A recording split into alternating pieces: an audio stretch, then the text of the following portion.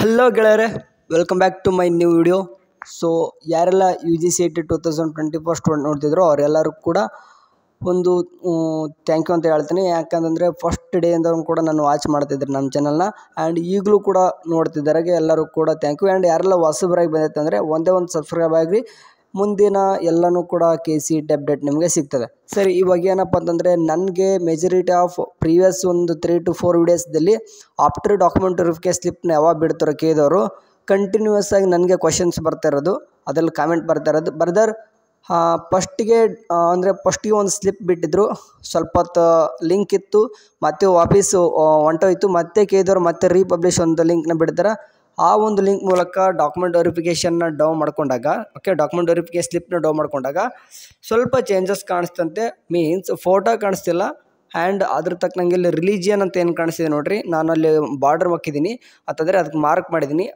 Religion ಇದ್ದಲ್ಲಿ ಅಲ್ಲಿ ಏನು ಕೂಡ ಕೊಟ್ಟಿಲ್ಲ. ಅಟ್ಲೀಸ್ಟ್ ಅಲ್ಲಿ ಏನಿತ್ತು ಅಂತಂದರೆ ಹಿಂದೂ ಅಥವಾ ಮುಸ್ಲಿಮ್ ಅಥವಾ ಇವನು ಯಾವ ರಿಲಿಜಿಯನ್ ಇರ್ತಿದ್ರು ಅದನ್ನ ಕೊಡ್ತಾ ಇದ್ರು, ಬಟ್ ಅದು ಬಂದಿಲ್ಲ. ಮುಂದೆ ಇದರಿಂದ ಏನೇನೆಲ್ಲ ಸಮಸ್ಯೆ ಆಗುತ್ತೆ ಪ್ಲೀಸ್ ಹೇಳಿ ಬರ್ತಾರೆ ಅಂತಂದು ಒಬ್ಬರಲ್ಲ ಬಹಳಷ್ಟು ಜನ ಹೇಳಿದ್ರಿ.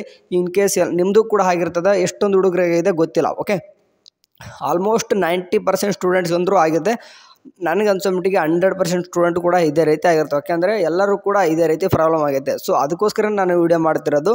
ಸಿಂಪಲಾಗಿ ಏನು ಹೇಳ್ತೀನಿ ನೋಡಿರಿ, ನಿಮಗೆ ಒಂದು ಡಾಕ್ಯುಮೆಂಟ್ ವೆರಿಫಿಕೇಷನ್ ಸ್ಲಿಪ್ಪಲ್ಲಿ ನಿಮ್ಮ ಏನಾದರೂ ರ್ಯಾಂಕ್ ಏನಾದರೂ ತಪ್ಪಾಗಿದ್ದರೆ, ಇನ್ ಕೇಸ್ ರ್ಯಾಂಕ್ ಬಿಟ್ಟು ಇಲ್ಲಿ ಏನು ಕಾಣಿಸ್ತಿದೆ ನೋಡಿ, ಲೈಕ್ ಇಲ್ಲಿ ನಿಮ್ಮ ಒಂದು ಕನ್ನಡ ಮೀಡಿಯಮ್ ಆಯಿತು, ರೂರಲ್ ಮೀಡಿಯಮ್ ಆಯಿತು, ಅಥವಾ Hyderabad Karnataka, in case special category ಅಂತೂ ಇನ್ನೂ ಕೂಡ ಸ್ಪೋರ್ಟ್ಸ್ ಕೋಟಾ ಬಿಟ್ಟಿಲ್ಲ, ಅದ್ರ ಬಗ್ಗೆ ತಲೆ ಕೆಡಿಸ್ಕೊಳ್ಕೋಬೇಡಿ. ಆ್ಯಂಡ್ ಇಲ್ಲಿ ಇನ್ಕಮ್ ಏನಾದರೂ ತಪ್ಪಾಗಿದ್ದರೆ ಅಥವಾ ಕ್ಯಾಟಗರಿ ಏನಾದರೂ ತಪ್ಪಾಗಿದ್ದರೆ, ಇದರಲ್ಲಿ ಏನಾದರೂ ತಪ್ಪಾಗಿಬಿಟ್ಟು ನಿಮ್ಗೆ ಏನಾದರೂ ಬಂದಿದ್ದರೆ, ಆ್ಯಂಡ್ ಸೀಕ್ರೆಟ್ ಕೋಡು ಇಲ್ಲೇನು ಕೆಳಗಡೆ ಏನು ಕಾಣಿಸ್ತಿದೆ ನೋಡ್ರಿ, ಈ ಸೀಕ್ರೆಟ್ ಕೋಡು ಇಲ್ಲೇನು ಕಾಣಿಸ್ತಿದೆ ಆಪ್ಷನ್ ಎಂಟ್ರಿ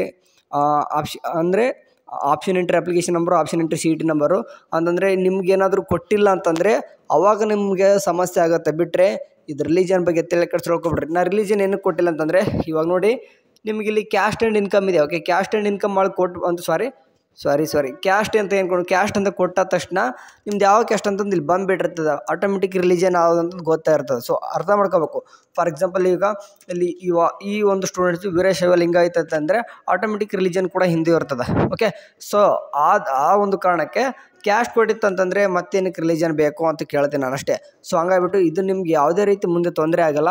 ಇಲ್ಲಿ ಏನಾದರೂ ಸೀಕ್ರೆಟ್ ಕೋಡು ಅಥವಾ option entry application number, option entry CET number ಅಥವಾ ಈ ಒಂದು ಭಾಗದಲ್ಲಿ ಏನಾದರೂ ನಿಮ್ಮದು ಸಮಸ್ಯೆ ಕಂಡು ಬಂದರೆ ಖಂಡಿತ ಮುಂದೆ ನಿಮ್ಗೆ ಸಮಸ್ಯೆ ಆಗುತ್ತೆ. ಹೋಪ್ ಸಿಂಪಲ್ ಚಿಕ್ಕ ವಿಡಿಯೋ, ಬಹಳ ನಿಮಗೆ ತಲೆ ಕೊರೆಬಾರ್ದನಕ್ಕೆ ಅದನ್ನ ಹೇಳೋಕ್ಕಂದ್ರೆ ಮುಂದೆ ನಿಮ್ಗೆ ಯಾವುದೇ ರೀತಿ ಸಮಸ್ಯೆ ಆಗಲ್ಲ. ಇದರಲ್ಲಿ ಇಂಪಾರ್ಟೆನ್ಸ್ ಇರೋದಷ್ಟೇ ಸೀಕ್ರೆಟ್ ಕೋಡು, ಅಪ್ಲಿಕೇಶನ್ ನಂಬರು, CET ನಂಬರ್ ಇರಬೇಕು. ಅದನ್ನ ಬಿಟ್ಟರೆ ಯಾವುದೇ ರೀತಿ ಏನಾದರೂ ಚೇಂಜಸ್ ಆದರೂ ಕೂಡ ನಿಮ್ಗೇನೂ ಕೂಡ ತೊಂದರೆ ಆಗಲ್ಲ. ಸರಿ, ಇನ್ನು ಮುಂದೆ ಆಪ್ಷನ್ ಎಂಟ್ರಿ ಬಂದಾಗ ಏನೇನೆಲ್ಲ ಪ್ರೊಸೆಸ್ ಇರುತ್ತೆ ಅಂತ ಎಲ್ಲನೂ ಕೂಡ ಕಂಟಿನ್ಯೂಸ್ ಆಗಿ ನಮ್ಮ ಚಾನಲಲ್ಲಿ ಅಪ್ಡೇಟ್ ಬರ್ತಾವೆ. ಸಾಧ್ಯ ಆದಷ್ಟು ಅಪ್ಡೇಟ್ ಇರಿ. ಸರಿ, ನೆಕ್ಸ್ಟ್ ಒಂದು ವಿಡಿಯೋದಲ್ಲಿ ಸಿಗ್ತೀನಿ. ಟೇಕ್ ಕೇರ್, ಬಾಯ್.